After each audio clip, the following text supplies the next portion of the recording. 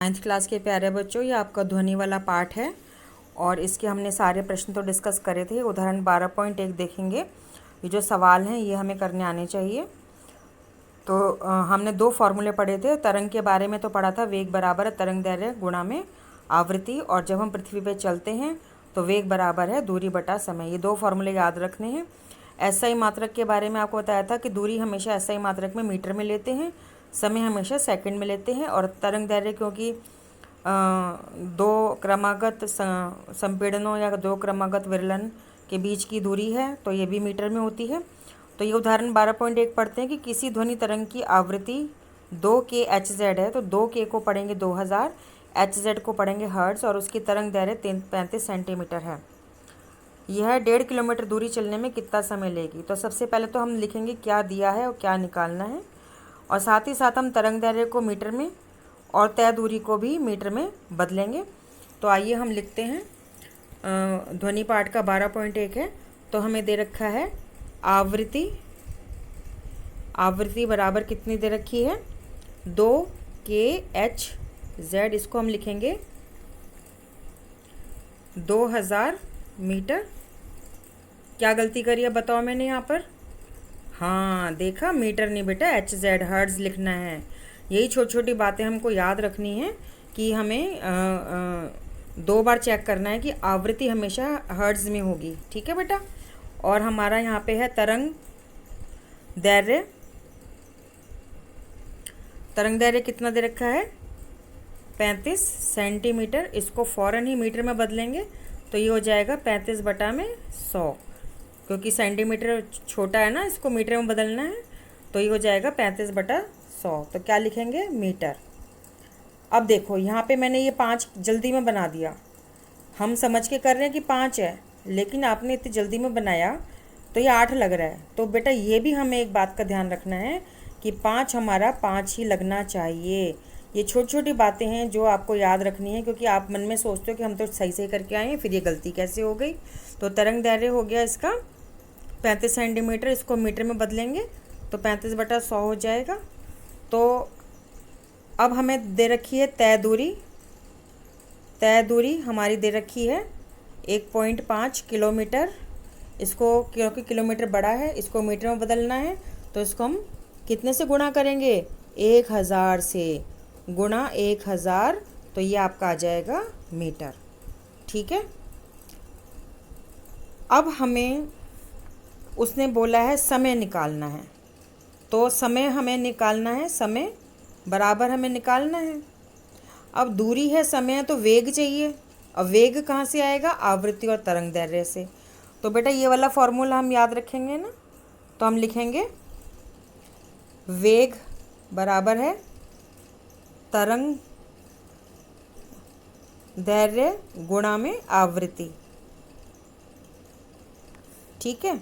तो वेग बराबर क्या हो जाएगा, तरंग दैर्घ्य कितनी दे रखी है 35 बटा 100, और आवृत्ति कितनी दे रखी है 2000।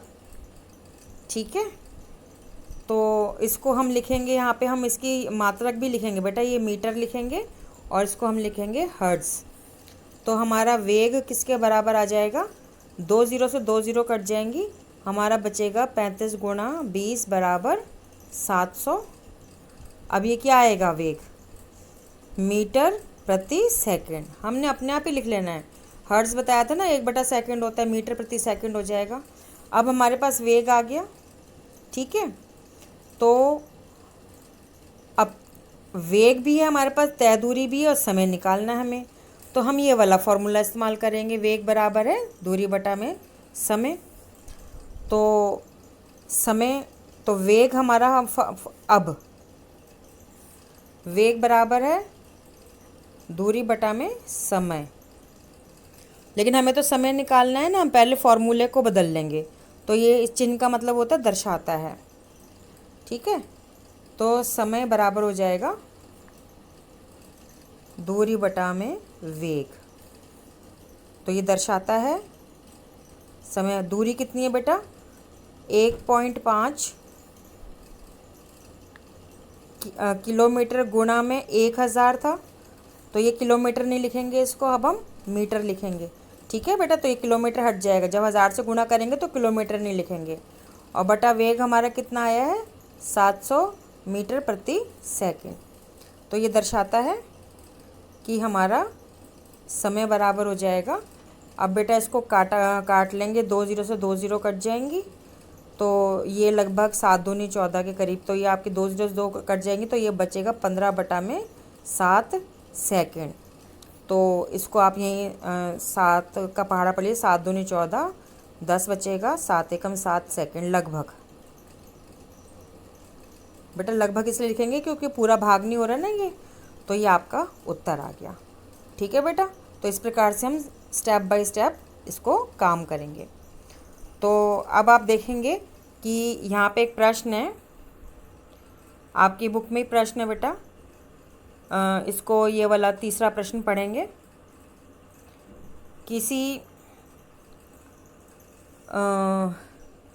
किसी दिए हुए माध्यम में, इसको थोड़ा बड़ा कर लेती हूँ मैं, किसी दिए हुए माध्यम में एक ध्वनि तरंग की आवृत्ति 220 हर्ट्ज है तथा वेग 440 मीटर प्रति सेकंड है, तो इस तरंग की तरंग दैर्ध्य की गणना कीजिए। तो बेटा ये प्रश्न 3 है और पेज नंबर है आपका, ये पेज नंबर आपका आता है बेटा 186। तो हमें पहले हम लिखेंगे क्या दिया हुआ है, तो इसमें हम लिखेंगे आवृत्ति दे रखी है, हमें आवृत्ति दे रखी है 220 हर्ट्ज और वेग दे रखा है 440 मीटर प्रति सेकंड। तो हमें तरंग दैर्ध्य निकालना है। तो हमें सूत्र पता है ना बेटा, वेग बराबर है आवृत्ति गुणा में तरंग दैर्ध्य। तो तरंग दैर्ध्य निकालना है, तो हम आवृत्ति को हटाएंगे यहाँ पे, तो ये हमारा हो जाएगा वेग बटा आवृत्ति बराबर है तरंग दैर्ध्य। तो वेग कितना है 440 मीटर प्रति सेकंड और आवृत्ति कितनी है 220 हर्ट्ज, ये बराबर हो जाएगा तरंग दैर्ध्य के। ठीक है बेटा, तो अगर इसको हम काट देंगे तो 440 और 220 दूनी कट जाएगा, क्योंकि तरंग दैर्ध्य है तो ये मीटर में आएगा। तो हमारी तरंग दैर्ध्य कितनी हो गई 2 मीटर। ठीक है बेटा, तो इस प्रकार से आपने देखना सवाल कितना आसान होता है, घबराना नहीं है। पहले लिखो क्या दिया है, क्या निकालना है, तो हमने लिख दिया ये दिया, ये दिया, ये हमें निकालना है। सूत्र लिखो और देख लो क्या हमें निकालना, उस हिसाब से हम सूत्र को बदल देते हैं। ठीक है बेटा।